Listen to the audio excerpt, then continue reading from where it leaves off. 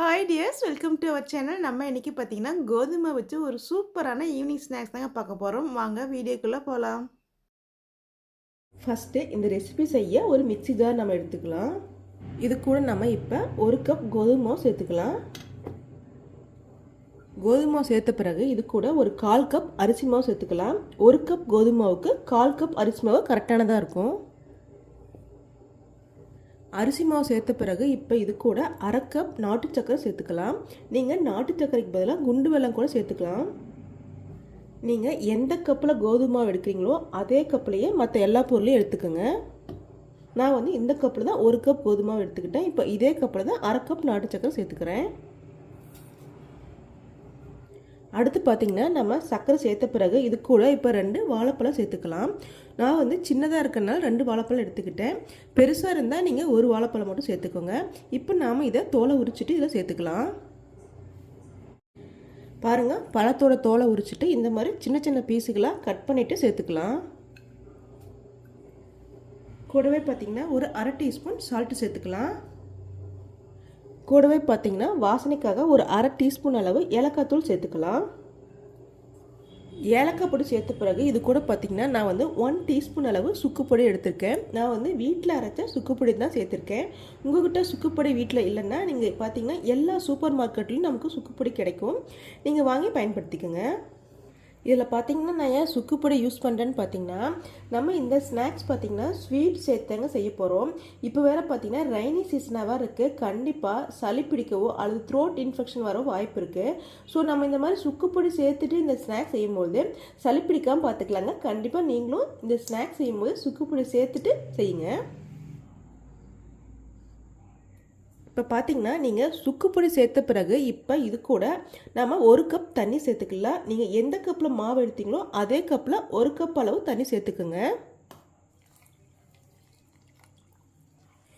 தண்ணி சேர்த்த பிறகு இதை வந்து கொஞ்சம் கூட கட்டிகள் இல்லாமல் நம்ம அரைச்சி எடுத்துக்கலாம்.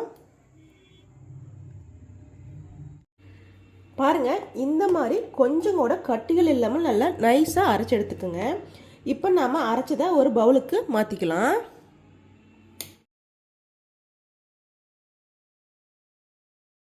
பாருங்கள், இந்த மாதிரி ஒரு மிக்சிங் பவுலுக்கு நம்ம மாற்றிக்கலாம்.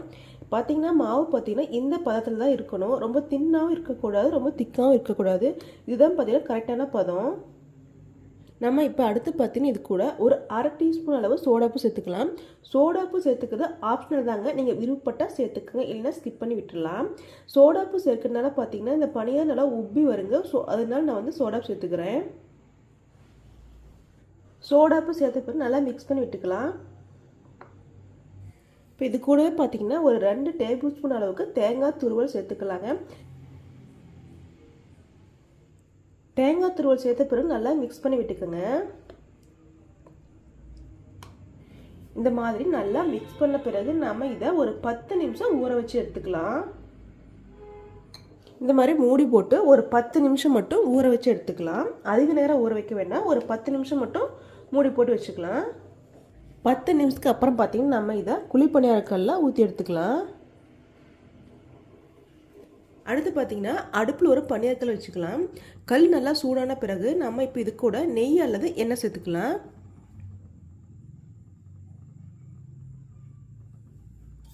நெய் நல்லா சூடான பிறகு நம்ம இப்போ ரெடி பண்ணி வச்சுருக்க மாவை பணியார் குழியில் ஊற்றி எடுத்துக்கலாம்.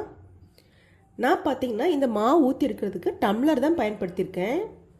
இந்த மாதிரி டம்ளர் யூஸ் பண்ணி நம்ம செய்யும்பொழுது ரொம்ப ஈஸியாக இருக்கிற மாதிரி இருக்குங்க. நீங்களும் இந்த மெத்தட் ட்ரை பண்ணி பாருங்கள். நீங்கள் ஊற்றும் பொழுது 3/4 பாகம் மட்டும் இருக்கிற மாதிரி ஊற்றிக்குங்க.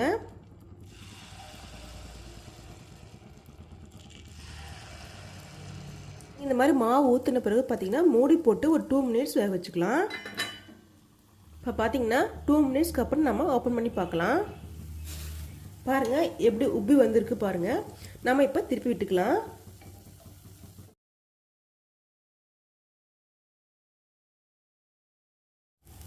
நீங்கள் எந்த பணியார் செய்யறதா இருந்தாலுங்க இந்த மாதிரி பணியார் ஊற்றி முடிச்சுட்டு ஒரு தட்டு போட்டு மூடி வச்சுட்டு அதுக்கப்புறம் வந்து நீங்கள் ஓப்பன் பண்ணி பாருங்களேன். இந்த மாதிரி உப்பி வந்திருக்குங்க நல்லா.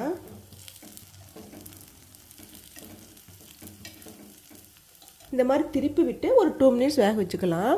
நீங்கள் பார்த்தீங்கன்னா 2 பக்கமே இந்த மாதிரி கோல்டன் ப்ரௌன் கலர் வந்ததுக்கப்புறம் நம்ம எடுத்துடலாம்.